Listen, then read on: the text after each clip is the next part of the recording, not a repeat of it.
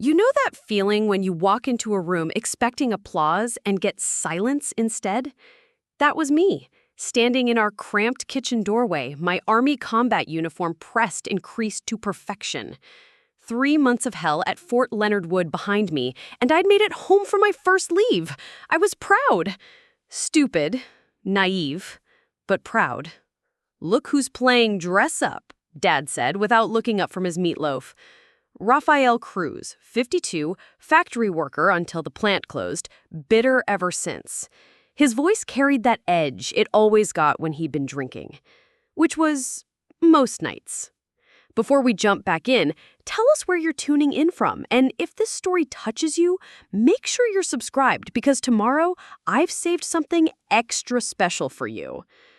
Mom, Lucia, she just kept cutting her food into smaller and smaller pieces, her way of disappearing without actually leaving the table. The same woman who used to braid my hair and tell me I could be anything, now she couldn't even meet my eyes. "Marissa's home," my younger sister Elena chirped, then immediately looked down when Dad's glare swung toward her. She was 16, still caught between wanting to support me and needing to survive in this house. I didn't blame her for the silence that followed. But Victor, my older brother Victor, had plenty to say. "Seriously, Mari, you look ridiculous." He leaned back in his chair like he owned the place. At 24, he still lived at home, still had Mom doing his laundry, still convinced his next big idea would make him rich. I mean, what's next? You gonna march around town pretending you're some kind of hero? I sat down slowly, my hands steady, even though my heart was pounding. "It's called serving my country, Vic." "Serving?" He laughed, and it was the kind of laugh that cuts. "You're washing dishes and following orders. I'm out here building something real. Tell them about the app, Mom." And just like that, the spotlight swung to the golden boy. Mom's face lit up like Christmas morning. She gushed, "Victor is developing this revolutionary dating app. It's going to match people based on their grocery shopping habits. Brilliant, right?" Dad nodded approvingly. "Now that's using your brain, making something of yourself." I wanted to scream. Victor had developed a cryptocurrency startup that folded in 2 weeks. Before that, it was a car detailing service that lasted exactly one customer. Before that, a landscaping business that died when he realized work was involved. Each failure celebrated like it was character building. Each new scheme praised like he was the next Steve Jobs. "How much money will you make in the Army?" Victor asked, cutting into his food with theatrical precision. "Because I'm projecting 6 figures by Christmas." "It's not about the money." "Everything's about money, little sister. You just don't get it." He shook his head like I was a child who disappointed him. "You could have gone to college, could have made something real of yourself. Instead, you're going to spend 4 years being someone's pet soldier." The silence stretched. Elena kept her eyes down. Mom pushed food around her plate. Dad stared at me like I'd personally ruined his evening. "It matters to me," I whispered. Victor snorted. "Course it does, because you've always been the martyr. Always gotta be different, always gotta be special. Well, congratulations, Mari. You found the most expensive way to play pretend." I stood up, my chair scraping against the linoleum. My hands were shaking now, but I kept my voice level. "I earned this uniform." "You earned the right to take orders and eat garbage food," Victor shot back. Real impressive. Mom finally spoke, her voice barely audible. "Maybe we should just enjoy that Marissa is home." But it was too late. The damage was done, hanging in the air between us like smoke. I looked around the table, at my father's disgusted expression, at my brother's smirk, at my mother's desperate attempt to smooth things over, at Elena's pain-filled silence. This was my family. These were the people whose approval I'd spent my whole life chasing. And they looked at my uniform, my proof that I was finally becoming something more than their disappointment, like it was a costume, like I was a joke. I walked to the stairs, my boots heavy on the worn carpet. Behind me, I heard Victor say, She'll be back in 6 months when reality hits.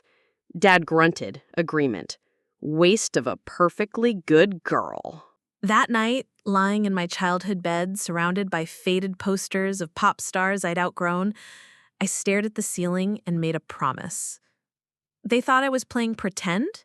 I'd show them what real looked like.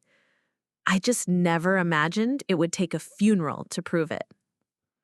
The thing about being the responsible one is that nobody notices when you're drowning.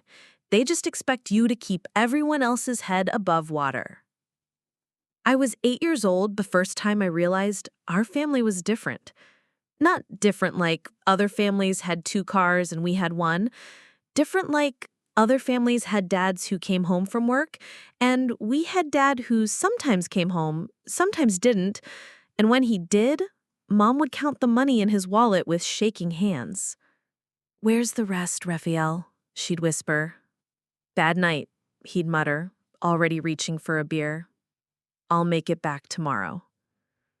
Tomorrow never came, but the bills did. I learned to be invisible during these fights. Elena was just a baby then, crying in her crib while Mom and Dad hissed accusations at each other in the kitchen.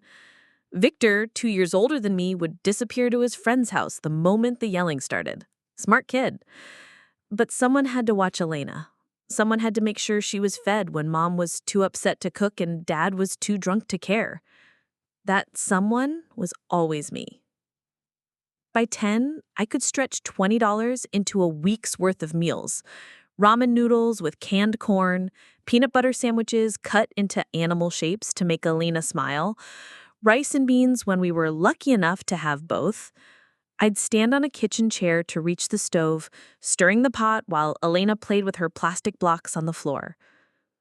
"You're such a good helper," Mom would say when she emerged from her crying spells. But it never sounded like praise. It sounded like relief. Victor got different treatment. When he brought home a C+ on a math test, Dad would ruffle his hair. "That's my boy. You're going to be something special." When I brought home straight A's, Dad barely glanced at the paper. "Good. Keep it up." The difference was in the expectations. Victor was the son, the heir, the one destined for greatness. His failures were growing pains. His successes were destiny. Me? I was the daughter. My job was to help, to fix, to make life easier for everyone else. My successes were expected. My failures were catastrophic. When Victor crashed Dad's car at 15, drove it straight into Mrs. Peterson's mailbox because he was showing off for some girl, Dad laughed it off. "Boys will be boys," he told the insurance company. When I asked to borrow $5 for a school field trip that same week, he said we couldn't afford it. Elena saw everything. She was quiet, watchful, absorbing the dynamics like a sponge. Sometimes I'd catch her staring at me with these big, serious eyes while I folded laundry or washed dishes or helped her with her homework. She'd open her mouth like she wanted to say something, then close it again. "What is it, baby?" I'd ask. "Nothing," she'd whisper, but she'd stay close, like my presence was the only thing keeping her safe. Preparing and narrating this story took us a lot of time, so if you are enjoying this, subscribe to our channel. It means a lot to us. Now, back to the story. The summer I turned 12, Dad lost his job at the factory. Not his fault, he insisted. The whole line got cut. But the bills didn't stop coming. The rent, the electricity, the phone, groceries, Elena's medication for her asthma. Mom took a part-time job at the grocery store, but it wasn't enough. It was never enough. That's when I started babysitting for the neighbors. Mrs. Chen paid me $15 to watch her twin boys on Saturday nights. The Johnsons gave me $10 to walk their dog after school. I cleaned Mrs. Rodriguez's basement for $20. Every dollar went into the coffee can Mom kept hidden behind the flour. Victor, meanwhile, was starting high school and needed new clothes, new shoes, money for school activities. "The boy needs to look good," Dad would say, even as I handed over my babysitting money to keep the lights on. "He's got a reputation to maintain." "What reputation?" I wanted to scream, but I kept quiet. Always kept quiet. The worst part wasn't the money or the unfairness. The worst part was watching Elena learn to navigate around the family's sharp edges the way I had. She started making herself smaller, quieter, more invisible. Started anticipating Dad's moods and Victor's demands. Started looking to me for approval instead of them. "Marissa, are you ever going to leave?" she whispered one night after a particularly brutal dinner where Dad had blown up about the phone bill and Victor had complained about his friends having better video games. She was 10 years old, already afraid of abandonment. I smoothed her hair back from her forehead, my heart breaking. Not until you're older, I promised. Not until you don't need me anymore. But even then, I was planning my escape. Every A on every test, every dollar saved, every skill learned, it was all preparation. I was building something they couldn't tear down, becoming someone they couldn't dismiss. I just didn't know yet that my way out would make them hate me. The night before I talked to the recruiter, I sat with Elena while she did her homework. She was struggling with a math problem, eraser shavings scattered across her notebook. "I can't get it," she said, frustrated tears in her eyes. "Yes, you can," I told her, the same thing I'd been saying for years. "You're smart, Elena, smarter than any of them give you credit for. Don't let them make you small." She looked up at me with those serious eyes. "Like they did to you?" The question hit like a punch to the chest. Had they made me small, or had I just learned to carry big things in a small space? I just didn't know yet that my way out would make them hate me. The night before I talked to the recruiter, I sat with Elena while she did her homework. She was struggling with a math problem, eraser shavings scattered across her notebook. "I can't get it," she said, frustrated tears in her eyes. "Yes, you can," I told her, the same thing I'd been saying for years. "You're smart, Elena, smarter than any of them give you credit for. Don't let them make you small." She looked up at me with those serious eyes. "Like they did to you?" The question hit like a punch to the chest. Had they made me small, or had I just learned to carry big things in a small space? "They tried," I said finally, "but they failed." I didn't know if that was true yet, but I was about to find out. The Army recruiting station sat between a subway and a check-cashing place on Roosevelt Street, its windows covered with posters of soldiers looking determined and clean-cut. I'd walked past it 100 times, but that Tuesday in October, something made me stop. I was 17, senior year stretching ahead like a prison sentence. College applications sat blank on my desk at home, because how do you explain to admissions counselors that your college fund went to keep the electricity on and your father's gambling debts? How do you say you're smart enough for Stanford, but poor enough for nowhere? The recruiting office smelled like coffee and purpose. Sergeant Martinez looked up from his desk when the door chimed, his uniform crisp and authoritative, in a way that made something in my chest tighten with want. "Can I help you?" His voice was kind but assessing, like he could see right through to whatever I was carrying. "I'm just looking," I said. But my eyes were already scanning the posters on the walls. Strong of mind, strong of purpose. Be all you can be. Words that felt like promises. "What's your name?" "Marissa Cruz?" He gestured to a chair across from his desk. "Sit. Tell me what brings you in here, Marissa." So I did. Not the whole ugly truth, but enough.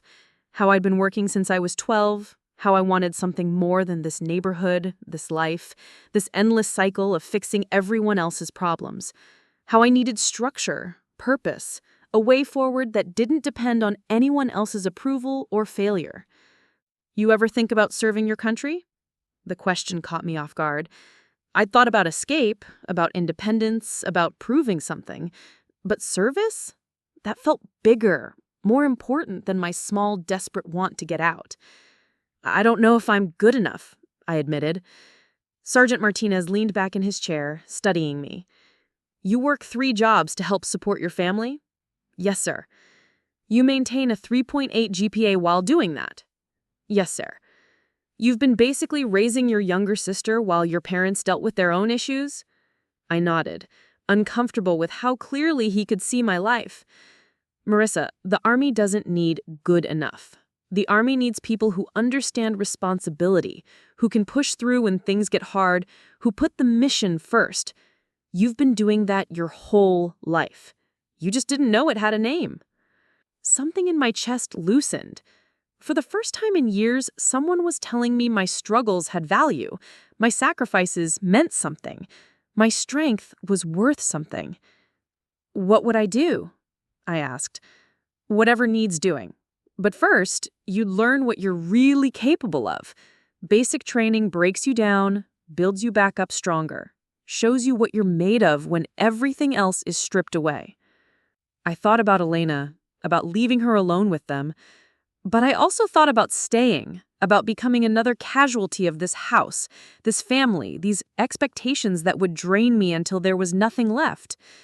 I need to think about it, I said. Take your time, but don't take too long, Marissa. The world needs people like you. I walked home in a daze, Sergeant Martinez's words echoing in my head. By the time I reached our front porch, I knew. I'd known from the moment I sat in that chair. This was my way out. This was my way up. Dinner that night was the usual chaos. Dad complained about his job search. Mom fretted over bills. Victor talked about his latest scheme, something about flipping houses with money he didn't have. Elena picked out her food, quiet and watchful. I waited until dessert, store-bought cookies that Mom put on a plate like that made them special. I'm joining the Army, I said. The silence was immediate and suffocating. Dad's fork stopped halfway to his mouth. Mom's hand flew to her chest. Victor started laughing. Good one, Mari. For a second there, I thought you said, I'm joining the Army, I repeated, my voice steady. I talked to a recruiter today. I ship out for basic training after graduation. Dad's face went purple. Like hell you are. Rafael, Mom whispered. No. He slammed his hand on the table, making the dishes jump. No daughter of mine is going to throw her life away playing soldier. You've got responsibilities here. Your family needs you. To do what? The words came out harder than I intended. To work 3 jobs so Victor can chase another get-rich-quick scheme? To raise Elena while you and Mom fight about money? To keep this house running while everyone else falls apart? That's what family does, Dad said, his voice dangerous. Family sticks together. Family takes care of each other. When has this family ever taken care of me? The question hung in the air like a grenade. Elena's eyes went wide. Mom made a small noise like I'd hit her.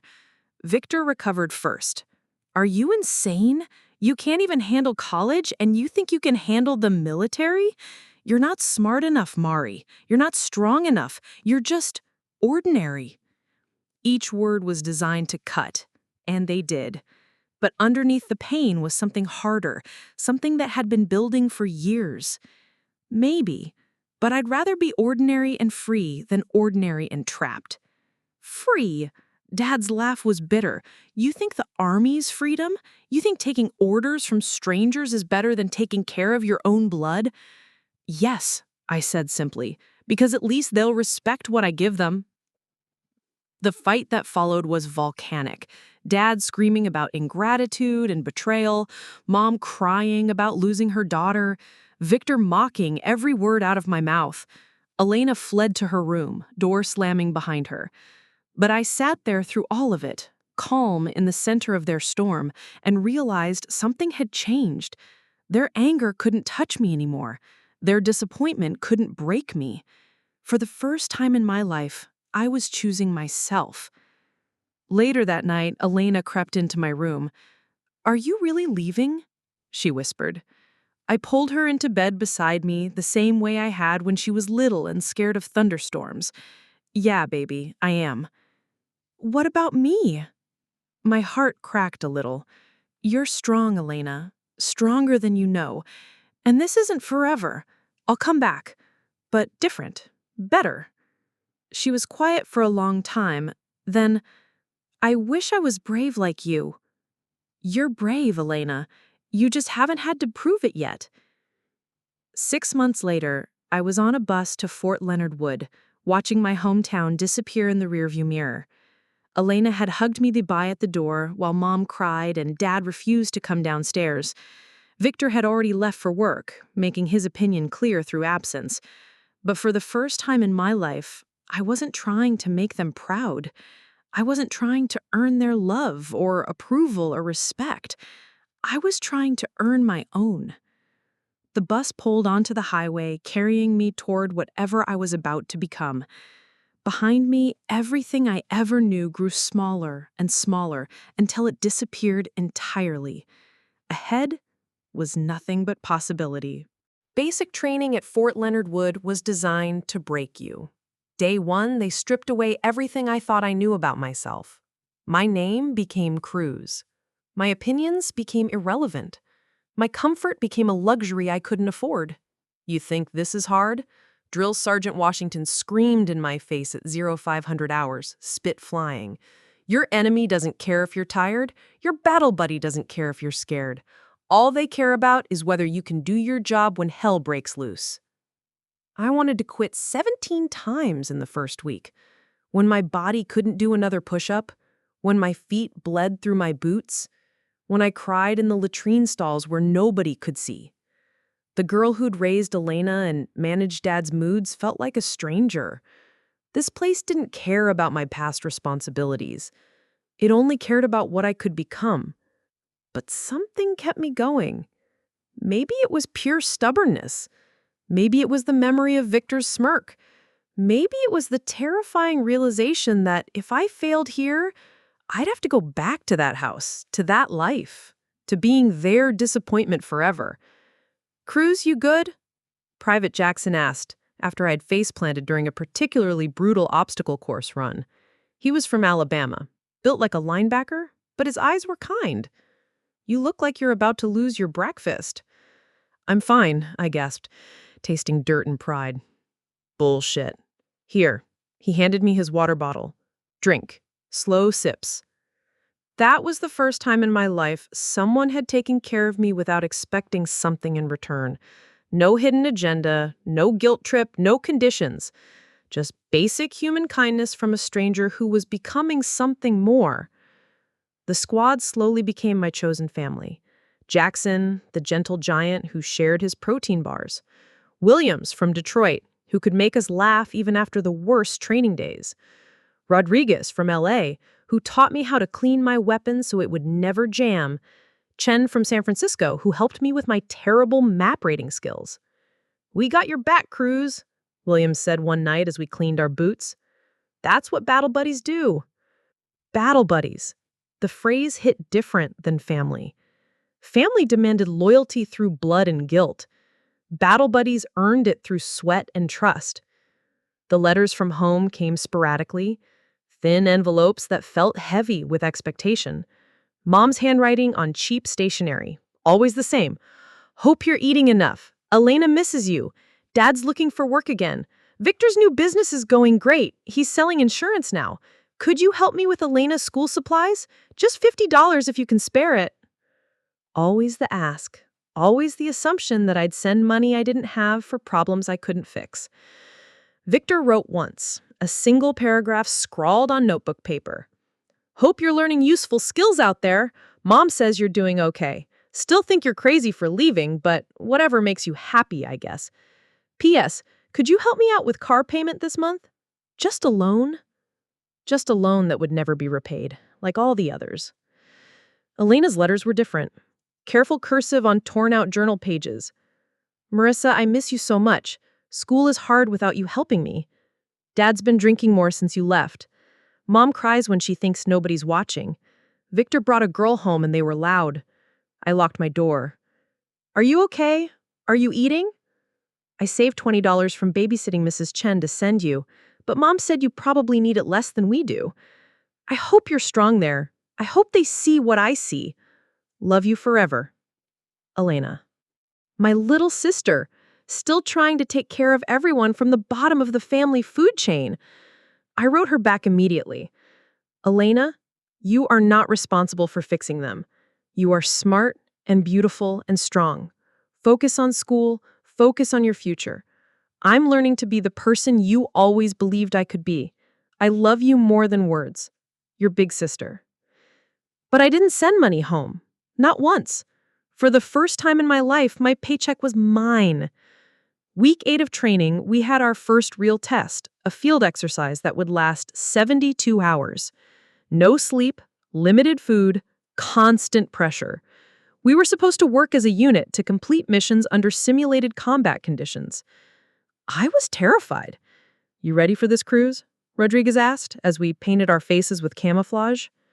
"No," I admitted. "You?" He grinned. "Hell no, but that's what makes it interesting." The exercise was brutal. Crawling through mud in the dark, navigating by compass, carrying 40 pounds of gear across miles of rough terrain. When Williams twisted his ankle during an ambush drill, we carried him. When Chen got heat exhaustion, we shared our water. When I finally collapsed from exhaustion and fear, Jackson literally picked me up and carried me to the next checkpoint. "I can't do this," I sobbed into his shoulder. "Yes, you can," he said firmly, "because we need you to. Because you're not just Cruz anymore. You're our Cruz, and we don't leave anyone behind." Something shifted in that moment. The scared girl who'd spent her life apologizing for taking up space died in that muddy field. What emerged was harder, cleaner, purposeful. A soldier. We passed the exercise, all of us, together. Graduation day arrived like a miracle.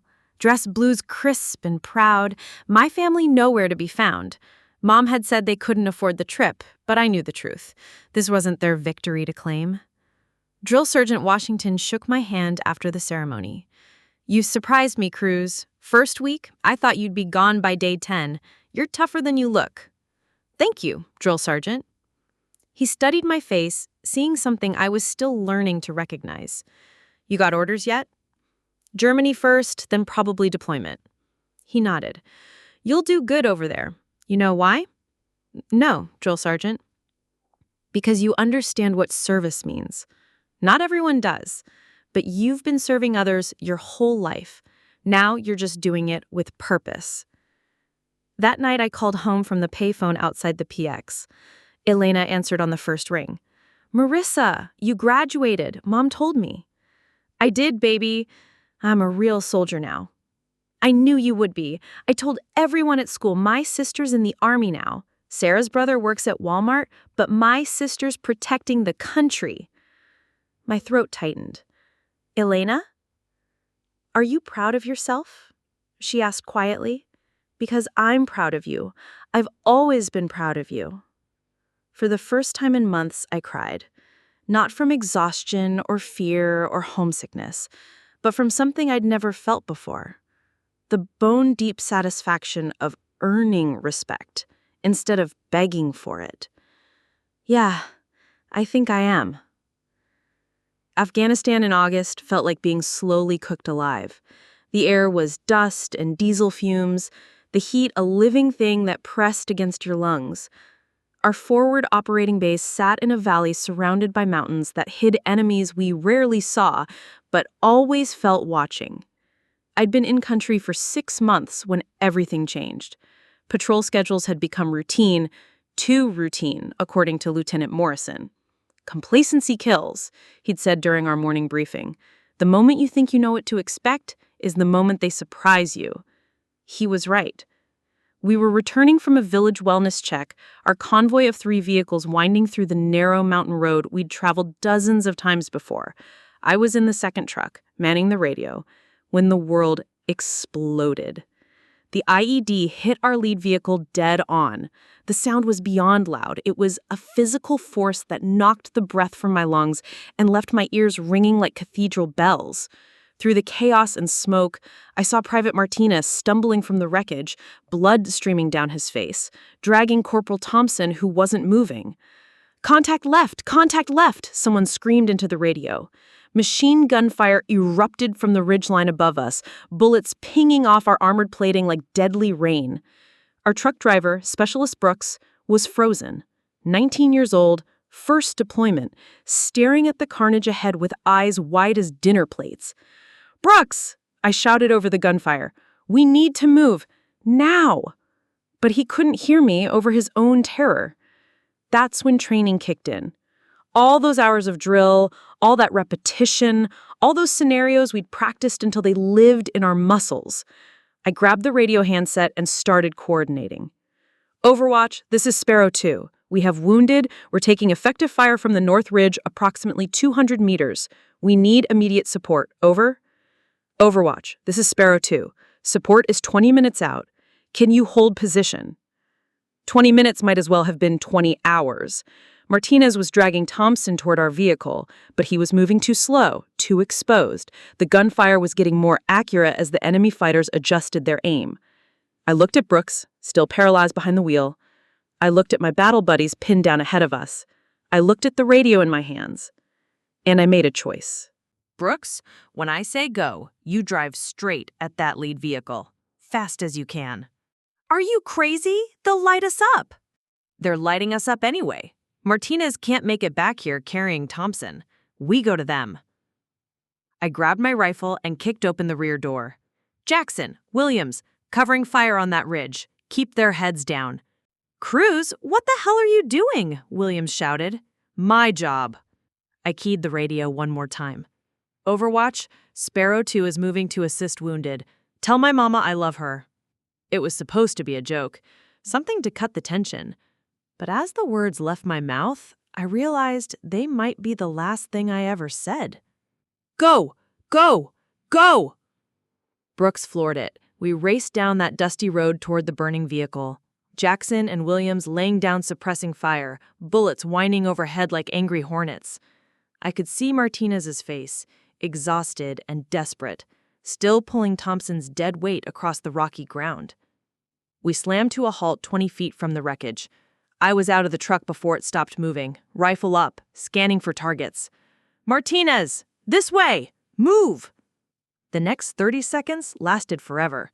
Dragging Thompson into our vehicle while bullets sparked off the rocks around us, Martinez collapsing next to me, gasping prayers in Spanish. Brooks reversing hard, tires spinning on gravel, while Williams screamed coordinates into his radio for the incoming air support. Thompson was unconscious, blood pooling under him. I pressed field dressings against his wounds, while Martinez held pressure on a gash across his forehead. "Stay with me, Tommy," I whispered, checking his pulse. Weak but steady. "Come on, you stubborn bastard. Don't you dare die on my watch." The helicopters arrived like cavalry in an old western, their rotors beating the dust into storms. Medevac for Thompson and Martinez, Apache gunships to clean up the ridge. By the time the shooting stopped, I was sitting in the dirt next to our truck, hands shaking so hard I couldn't light a cigarette. "Cruz." Lieutenant Morrison knelt beside me, his face grim. "You okay?" "Yes, sir." "How's Thompson?" "Alive. Because of you." He studied my face, seeing something I couldn't name yet. "What you did back there, that was leadership under fire. Real leadership." I didn't feel like a leader. I felt like someone who'd been terrified and did it anyway because there wasn't any other choice. "Just did my job, sir." "No," he said firmly. "You did everyone's job." Brooks was frozen. Martinez was wounded. Someone had to take charge, and you did, without hesitation. That night, after Thompson was stabilized at the field hospital and Martinez got stitched up, I called Elena from the communication tent. Her voice was scratchy across the satellite connection, but hearing it felt like coming home. "Marissa, Mom said you couldn't call very often. Is everything okay?" I almost told her. Almost described the explosion and the gunfire and the moment I thought I might die on a dusty road halfway around the world. But Elena was still in high school, still navigating Dad's moods and Mom's expectations. She didn't need my war. "Everything's fine, baby. Just wanted to hear your voice.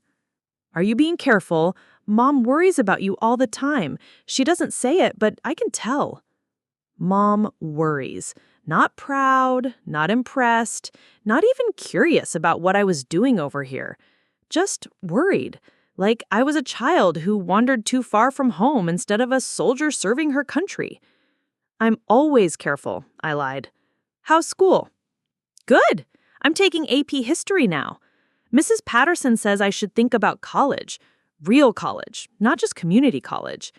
My chest tightened with pride and fear. Elena, brilliant Elena, finally getting the recognition she deserved. But college meant money, and money meant asking family for help, and family meant compromise. You should definitely think about college. You're smart enough for anywhere. I don't know. Dad says college is expensive, and Victor's business is finally taking off. Mom thinks I should maybe just get a job after graduation, help out around the house. There it was, the same trap they tried to set for me, now closing around Elena. The same guilt, the same manipulation, the same slow suffocation of dreams.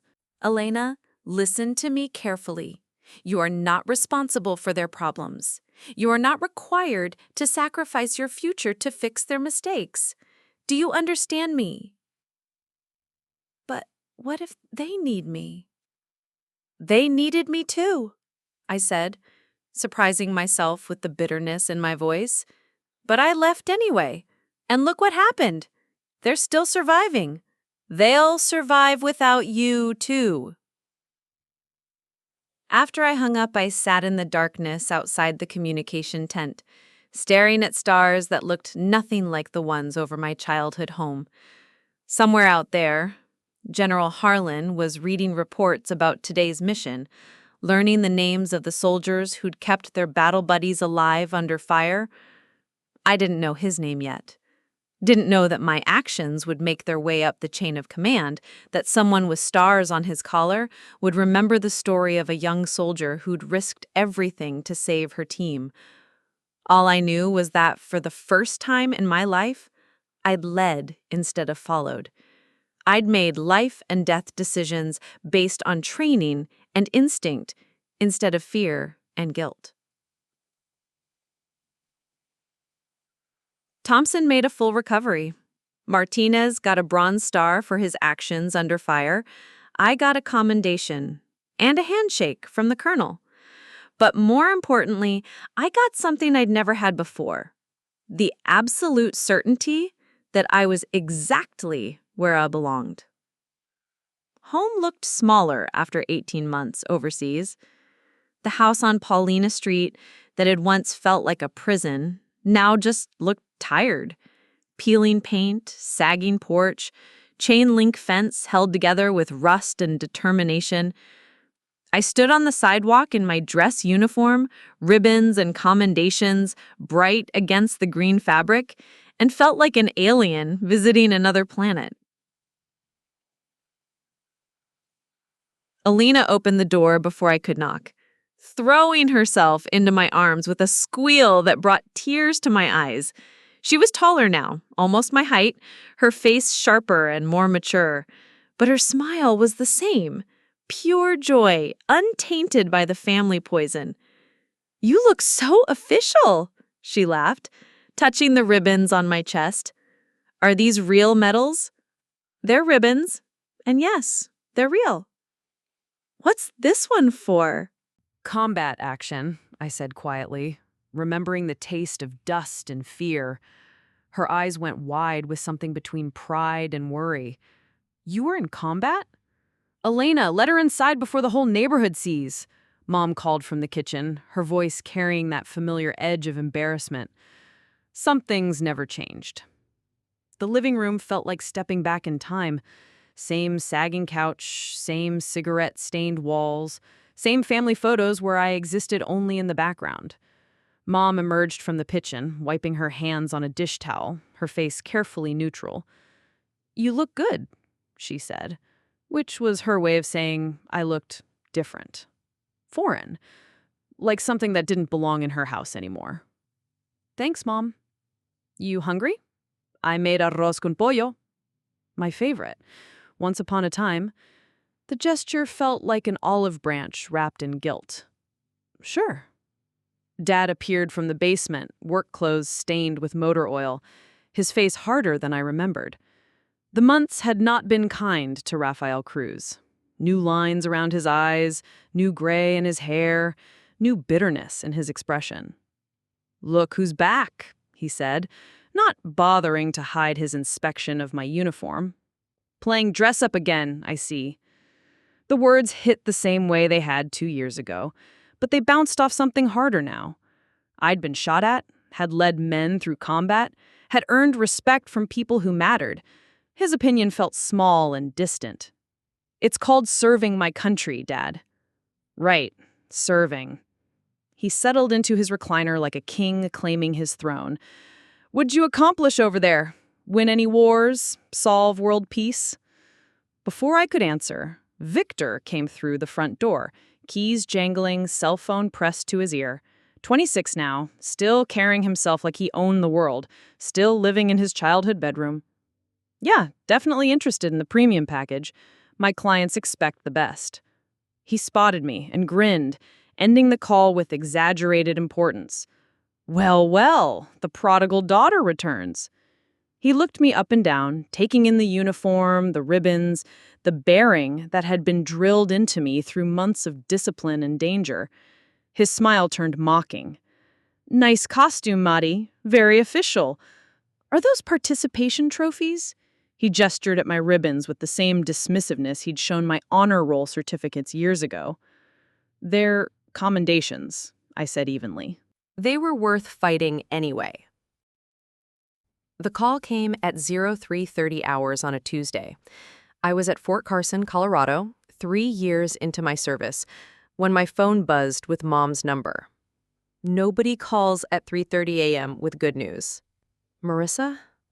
Her voice was thick with tears and something else. Desperation. We need you. I sat up in my narrow bunk, instantly alert. Military training had taught me to expect the worst-case scenario, but nothing had prepared me for what came next. Mom, what's wrong? Is Elena okay? Elena's fine. She's at Northwestern now, but it's your father and Victor and the house. Everything's falling apart, mija. We need money. A lot of money. The story came out in fragments. Dad had been gambling again. Not just the track this time, but underground poker games with people who collected debts with crowbars. Victor's insurance business was a pyramid scheme that had collapsed spectacularly, leaving him facing fraud charges and $20,000 in debt to his investors. The house was 3 months behind on mortgage payments. Mom had maxed out every credit card, trying to keep them afloat. How much? I asked, though I already knew I didn't want to hear the answer. 40,000, she whispered. Maybe 50. The loan sharks gave us until Friday, and the bank... Marissa, they're going to take the house. $50,000. More money than I'd ever seen in one place. More than my annual salary. But that wasn't what made my blood run cold. It was the tone in her voice. Not apologetic, not ashamed, but entitled. Like my money was their money. Like my sacrifice was their right. Mom, I don't have $50,000. You've been saving, though, right? You don't have any expenses on base, and there are loans you can get, military loans. Your credit is good. My credit was good because I'd spent 3 years paying my bills on time and not gambling away money I didn't have. My savings existed because I'd learned to live on beans and rice and secondhand everything. But somehow, in her mind, that made it theirs to claim. Even if I could get that kind of money, what happens when you spend it? When Dad gambles it away or Victor invests it in another scheme? That won't happen again, she said quickly. Too quickly. Victor's learned his lesson, and your father, he's going to meetings now. AA meetings. The lies came so easily, polished smooth by years of practice. I had heard the same promises when I was 16, when Dad had sworn off gambling after losing the grocery money. I'd believed them then because I'd needed to. Now I knew better. I can't help you, I said. The silence stretched across 1,000 miles of phone line. When she spoke again, her voice was different, colder. Can't or won't. Both. You, Marissa Elena Cruz, you listen to me. This family sacrificed for you. We fed you, clothed you, put a roof over in our head for 18 years. We gave you everything. The familiar guilt deployed like a weapon. But something had shifted in me during those 3 years of service. I'd learned the difference between sacrifice and enabling, between family and hostage-taking. You gave me trauma and debt. You gave me the responsibility of fixing problems I didn't create. You gave me guilt for wanting more than this cycle of crisis and rescue. You ungrateful... I'm ungrateful? The words exploded out of me. I worked 3 jobs from the time I was 12. I raised Elena while you and Dad fought about money. I gave you every dollar I earned until the day I left. When have any of you ever sacrificed anything for me? We're your family. No, you're not. Family supports each other. Family celebrates each other's successes. Family doesn't mock someone's service to their country or call their achievements participation trophies. You're just people I happen to grow up with who think my success belongs to them. The conversation ended with her sobbing and me staring at my phone like it might explode. Within an hour, Victor called. Real nice, Mari. Real fucking nice. His voice was slurred with alcohol and rage. Mom's crying her eyes out because her daughter won't help save the family home, the home where you grew up, the home where you learned everything that made you who you are. I learned who I am in spite of that home, not because of it. You know what? I'm glad you're showing your true colors. I always knew you were selfish, but at least now everyone else can see it too. When Dad loses his knees to some loan shark, Mom's living in her car. When the house gets foreclosed and demolished, remember that you could have prevented all of it. You could have prevented it by not being a criminal and a fraud. I was trying to build something. I was trying to make enough money to take care of everyone, including your ungrateful ass. By lying to people and stealing their retirement savings? The line went dead. My phone buzzed with text messages. Victor, Mom, even some cousins I hadn't heard from in years. All variations on the same theme. I was selfish. I was heartless. I was abandoning family when they needed me most. Elena called last, her voice careful and measured. I heard about the money situation, she said. You asked her to call me.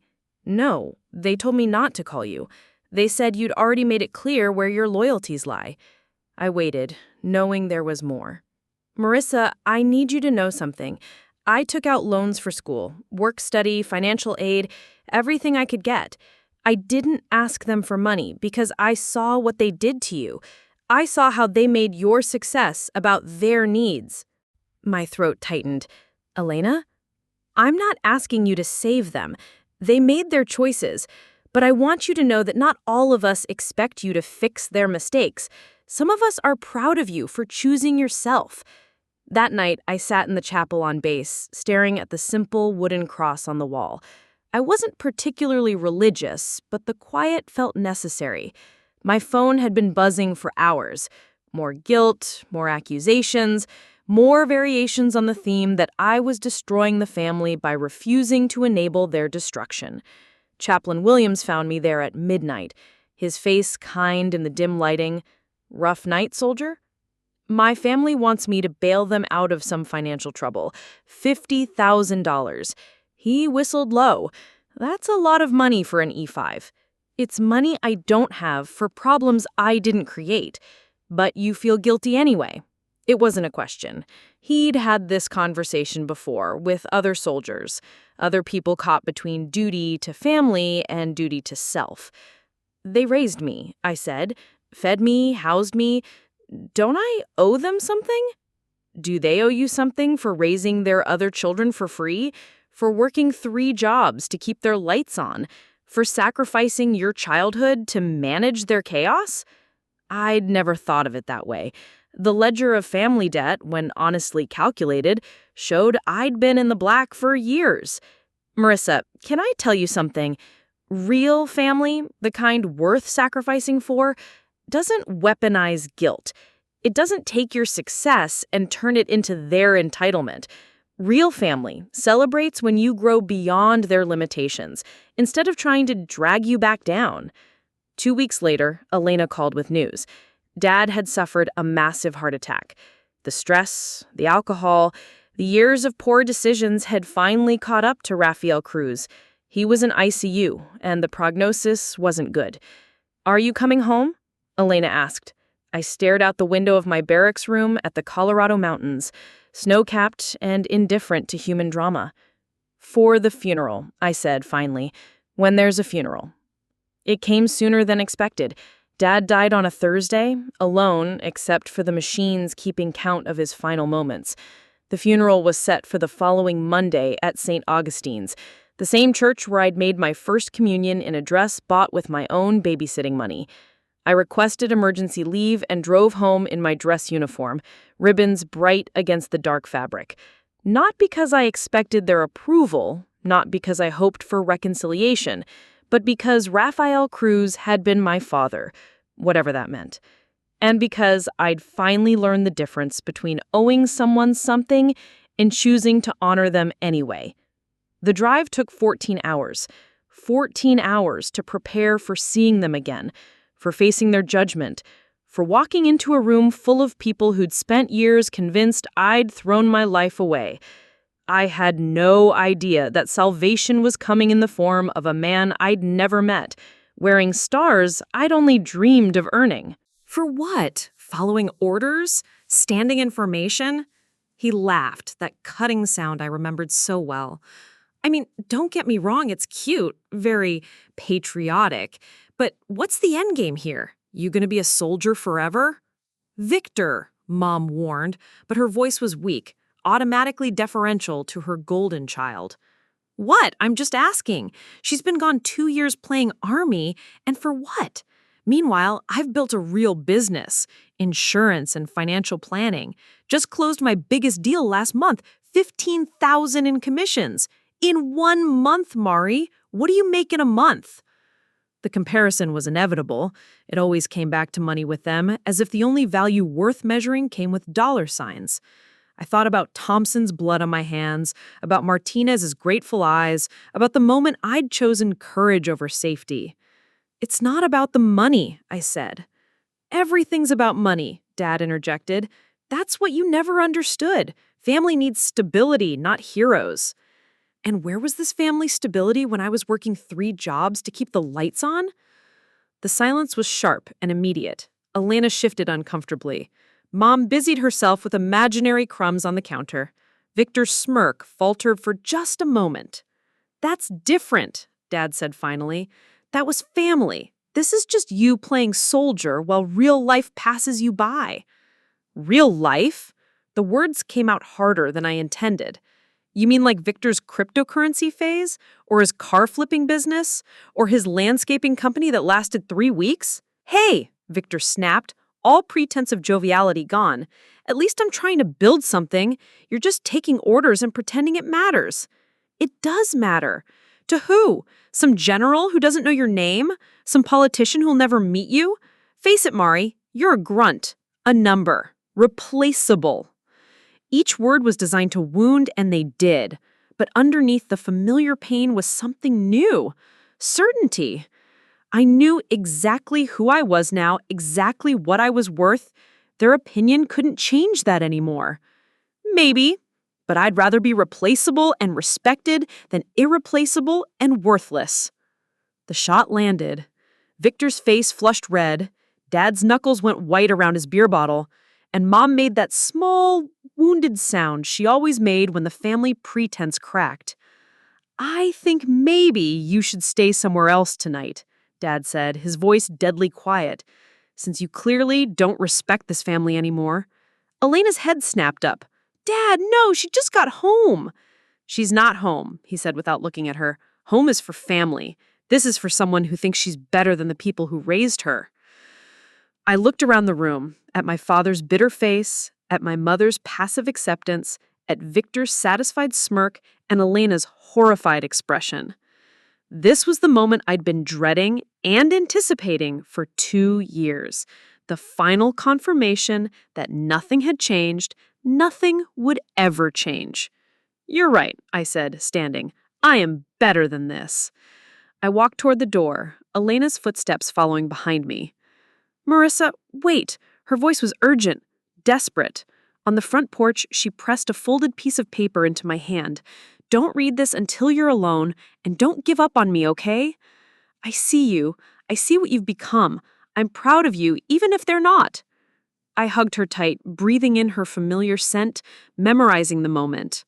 "I love you, Elena, always. I love you, too. And Marissa," she pulled back to look at me seriously, "you were right about college. I applied to Northwestern. I got in." My heart soared and broke simultaneously. "Elena, I'm going, whatever it takes. I'm not staying here to disappear like they wanted you to." Later, in a cheap motel room across town, I unfolded Elena's note with shaking hands. Her careful handwriting filled both sides of the paper. "Marissa, I know they hurt you tonight. They hurt you every night you lived here, but I want you to know that every day you were gone, I told everyone who would listen about my sister the soldier, how brave you are, how strong, how proud I am to share your name. They can't see it because they're afraid of what you represent, someone who chose herself, someone who succeeded without their permission. But I see it. You're a hero, even if they never say it, especially because they never say it. Love always, your little sister who's going to be just like you someday." I cried then, sitting alone in that sterile room, holding my sister's words like a lifeline. Outside, the city hummed with ordinary life. Inside, I finally understood that some battles aren't meant to be won. St. Augustine's looked exactly the same as it had when I was 8 years old. Faded red brick, narrow windows, the cross on the steeple slightly crooked from a storm that hit when I was in middle school. But walking up those familiar steps in my dress uniform felt like entering enemy territory. The parking lot was full of cars I recognized and relatives I'd been avoiding for 3 years. Uncle Mario's rusted pickup truck, Aunt Carmen's ancient Buick with the rosary hanging from the rearview mirror, Cousin Danny's motorcycle, parked at an angle like a middle finger to the world. I could see them through the windows, clusters of black-clad figures whispering over coffee and store-bought cookies. The Cruz family circus gathered to bury their patriarch and judge his wayward daughter. My hands were steady as I adjusted my uniform jacket, checked that my ribbons were straight, made sure my bearing reflected the discipline I had earned through blood and sweat. I'd walked into Taliban strongholds with less anxiety than I felt approaching this church door. "Marissa!" Aunt Carmen spotted me first, her voice carrying across the parking lot like an air raid siren. "Mara, everybody look who decided to show up." The conversation stopped. Heads turned. 40 pairs of eyes took in my uniform, my ribbons, my carefully composed expression. The family tribunal was in session. I walked through the door like I was reporting for duty, which, in a way, I was. The final duty to a man who'd never understood me, but who'd shaped me anyway, through opposition if not support.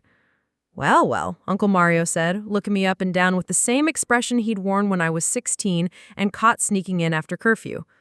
"Look at little Marissa, all dressed up like a toy soldier."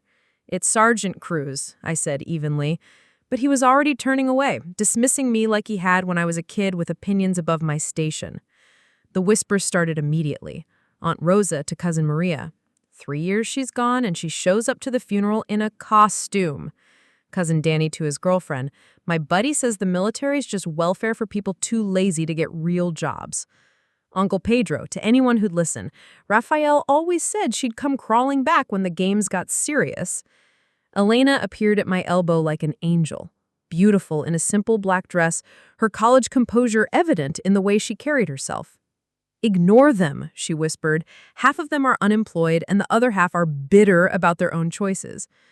"Where's Mom?" "Front row, with Victor. She's not handling this well." I looked toward the altar where my father's casket sat surrounded by flowers that probably cost more than the family could afford. Mom sat hunched in the first pew, her shoulders shaking with grief or guilt or both. Victor sat beside her, wearing an ill-fitting suit and the expression of a man who'd aged 5 years in 5 months. And the money situation. Elena's face darkened. The house is gone, Mom's moving in with Aunt Carmen, Victor's facing charges next month. The loan sharks? She shrugged. They took what they could get and wrote off the rest, probably figured a dead man can't pay interest. The tragic collapse of the Cruz financial empire exactly as predictable as winter. I should have felt vindicated. Instead, I just felt tired. "Marissa," Mom's voice was hollow when I approached the front pew. She looked up at me with eyes that had aged decades in months. "You came." "He was my father." She nodded slowly, taking in my uniform. "You look official." "I am official." Victor looked up from his phone, his face gaunt and bitter. "Nice of you to make an appearance. Dad would have appreciated the gesture." The sarcasm was automatic, muscle memory from years of practice. But there was something broken in his voice now, something that spoke to consequences finally catching up with choices. "How are you holding up?" I asked, surprising myself with the gentleness in my tone. He laughed, but it wasn't the cutting sound I remembered. It was hollow, defeated. "How do you think? Business gone, criminal charges pending, dad dead, mom homeless. But hey, at least I'm not playing dress-up and pretending it matters." Even now, even broken, he couldn't resist the dig. Some things never changed. Father Martinez called for the service to begin, and the family settled into the pews like they were preparing for battle, which, knowing this family, they probably were. The funeral mass was a blur of Latin phrases and familiar hymns. I sat in the second row, Alina beside me, Mom and Victor in front, surrounded by the weight of 40 years of family history. Father Martinez spoke about Rafael's devotion to his family, his work ethic, his struggles with personal demons. He made it sound noble instead of destructive, which I supposed was the point of eulogies. But it was during the final blessing that I noticed him. A man in full military dress uniform, standing in the back of the church, his bearing unmistakably officer class. Tall, silver-haired, with enough ribbons and decorations to outfit a small army. Stars on his shoulders that made my heart skip a beat. A general, a real general, in my father's funeral, watching the proceedings with keen interest. The whispers started immediately among the relatives who'd noticed him. "Who is that? What's a general doing here? You think he knew Rafael from somewhere?" I had no idea. Dad had never served, had never worked anywhere that would bring him into contact with high-ranking military officers. But the general's eyes found mine across the crowded church, and he nodded slightly, a gesture that felt heavy with meaning I couldn't interpret. After the final prayer, as people began filing out for the procession to the cemetery, the general approached our pew. The conversations around us died as people realized something significant was happening. "Mrs. Cruz?" His voice was authoritative but gentle, the kind of voice that commanded respect through presence rather than volume. "I'm General William Harlan. I wanted to offer my condolences for your loss." Mom looked up at him with confusion and awe, the same expression she might wear if the Pope had introduced himself. "Thank you, General, but did you know my husband?" "No, ma'am, I didn't have that honor, but I know his daughter." The silence was immediate and absolute. Every relative, every family friend, every person in that church turned to stare at me with expressions ranging from shock to disbelief. "You know Marisa?" Victor's voice cracked on my name. General Harlan's smile was small, but unmistakably proud. "Oh yes, I know Sergeant Cruz quite well. Her actions saved the lives of 5 soldiers under fire in Afghanistan. Her leadership and courage under extreme circumstances have been an inspiration to every unit she served with." The words hit the family like a physical force. Aunt Carmen's mouth fell open. Uncle Mario stopped mid-conversation. Cousin Danny actually dropped his phone. "I'm here," General Harlan continued, "to pay my respects to the family of one of the finest soldiers I've had the privilege to know. And then, in front of God and the entire Cruz family and half the neighborhood, General William Harlan came to attention and saluted me. The silence that followed was the loudest thing I'd ever heard. Time stopped. In that moment, standing in the aisle of St. Augustine's Catholic Church, I felt the weight of every insult, every dismissal, every moment of mockery lift from my shoulders like smoke. General Harlan held his salute with perfect military bearing, his eyes steady on mine, while 40 members of my extended family watched in stunned silence. I snapped to attention automatically, muscle memory taking over where conscious thought had failed. My own salute was crisp and precise, the product of hundreds of hours of drill and discipline. For 5 heartbeats, we stood like that, 2 soldiers acknowledging each other across rank and circumstance, while the world held its breath around us. "At ease, Sergeant," he said quietly, lowering his hand. The spell broke. Conversations erupted in whispered Spanish and English, a babble of confusion and shock. I caught fragments. Did she know he was coming? A general saluted our Marisa? Why didn't she tell us she knew a general? But I wasn't listening to them anymore. I was looking at General Harlan, this stranger who'd driven hours to honor my father's funeral for reasons I couldn't fathom. "Sir, I don't understand. How did you know about today?" He glanced around at the gaping faces surrounding us. "Perhaps we could speak privately for a moment."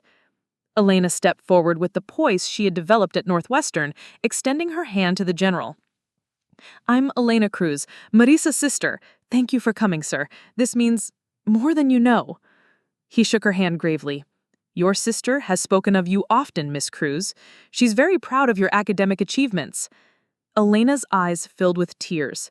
In one sentence, this stranger had acknowledged something my family had never bothered to notice, that Elena was brilliant, that her success mattered, that someone had been paying attention to her journey all along.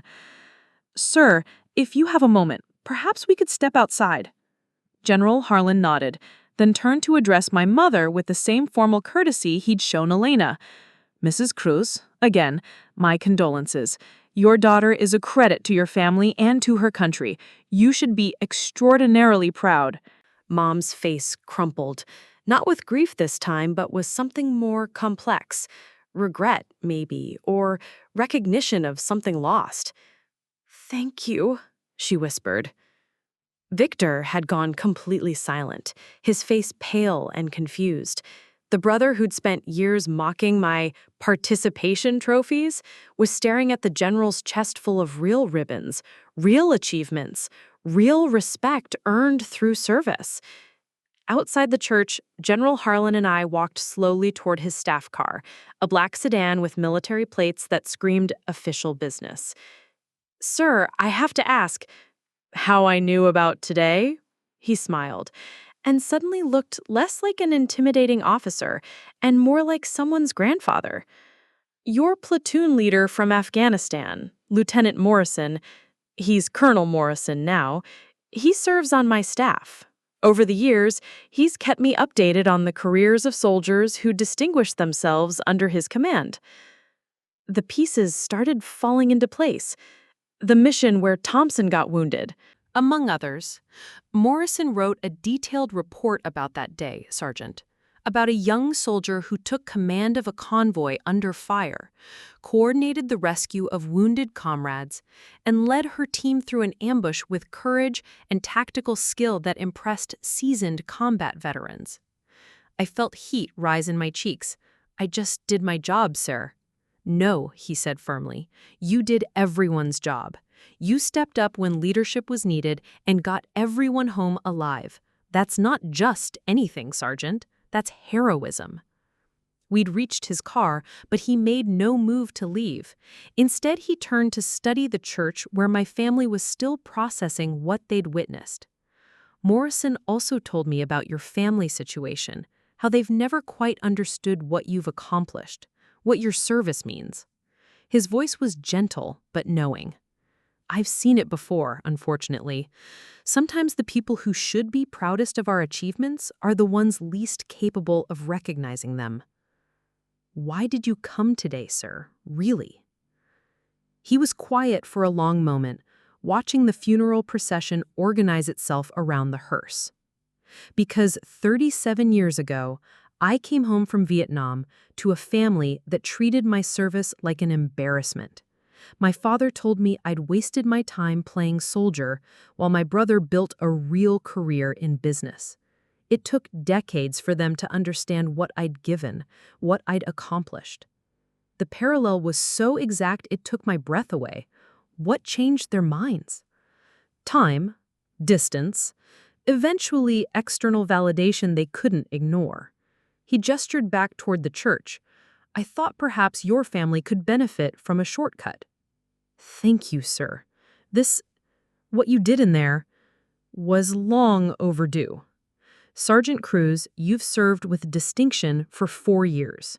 You've led soldiers in combat, saved lives under fire, and represented your country with honor. The people in that church may not understand what that means, but I do. Your battle buddies do. Your fellow soldiers do. He opened his car door, then paused to ask, and Sergeant, stop waiting for their approval. You don't need it anymore. As his car pulled away, I stood on the church steps, watching my family load into cars for the cemetery. They moved differently now, their conversations more subdued, their glances in my direction carrying something new. Not love, maybe, but respect, recognition. Victor approached first, his usual swagger replaced by something approaching humility. Mari, he said quietly, that general? He really came here just for you? Apparently. He was quiet for a long moment, processing information that didn't fit his worldview. Those ribbons on your uniform, they're not participation trophies, are they? No, Victor, they're not. The one for combat, you really saved people's lives? I did my job. He nodded slowly, understanding perhaps for the first time that my job involved things his had never required: courage, leadership, life and death decisions.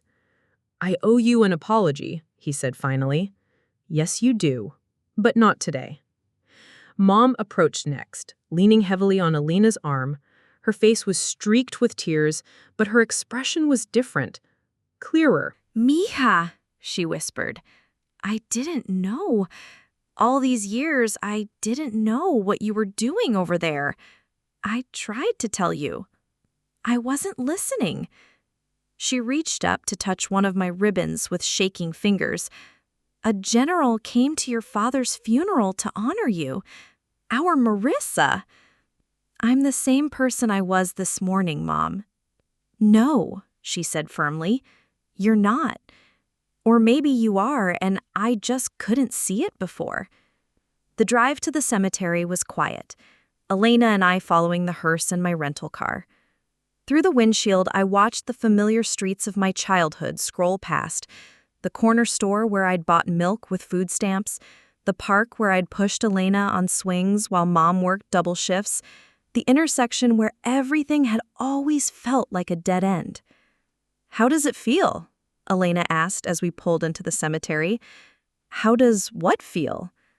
Being right all along, being vindicated, having a general show up to prove what you've been trying to tell them for years. I considered the question as we walked toward my father's gravesite, past weathered headstones marking the final rest of other families' dreams and disappointments. Empty, I said finally. It feels empty. Because it came too late? Because it shouldn't have been necessary. The graveside service was brief. Father Martinez spoke about resurrection and eternal rest while we stood in the Illinois wind, a small cluster of mourners around a hole in the ground. I watched them lower my father's casket and tried to feel something other than relief that the fighting was finally over. But as the first shovel of dirt hit the wood, I realized something had changed. Not in them. They were still the same people they'd always been, just temporarily humbled by circumstances beyond their understanding. The change was in me. I no longer needed their approval to know my worth. I no longer required their respect to respect myself. General Harlan's salute hadn't validated my achievements. My achievements had always been valid. It had simply made validation visible to people who'd been blind to it. After the final prayer, after the last handful of dirt, after the family had drifted away to their cars and their lives, Elena and I stood alone beside the fresh grave. "Are you coming to the reception?" she asked. I looked back toward the parking lot where my relatives were organizing their caravan of grief and gossip, already transforming today's drama into tomorrow's family legend. "No," I said. "I think I'm done here." "For good?" "For now." Elena hugged me tight, fierce and protective. "I'm proud of you. I've always been proud of you, even when nobody else was." "I know, baby. That's what got me through." As I drove away from the cemetery, leaving behind the grave and the family and the girl I used to be, I thought about General Harlan's words. Stop waiting for their approval. You don't need it anymore. He was right. I'd never needed it. I'd just forgotten that for a while. 6 months later, Elena called with an update. She was thriving at Northwestern, majoring in international relations, planning her own path to service. Mom had found peace in Aunt Carmen's spare room. Victor was working construction, humbled but healing. "They talk about you differently now, with respect." "That's nice," I replied, and meant it. But their opinion no longer determined my worth. I'd learned the most important lesson of all. Honor isn't something others give you. It's something you carry, something you earn through choices made in darkness when nobody's watching. General Harlan's salute hadn't made me worthy. It had simply made my worth visible to people who'd been blind to it. Some battles aren't meant to be won. They're meant to teach you that you don't need to fight them anymore. The end. Up next, you've got 2 more standout stories right on your screen. If this one hit the mark, you won't want to pass these up. Just click and check them out. And don't forget to subscribe and turn on the notification bell so you don't miss any upload from us.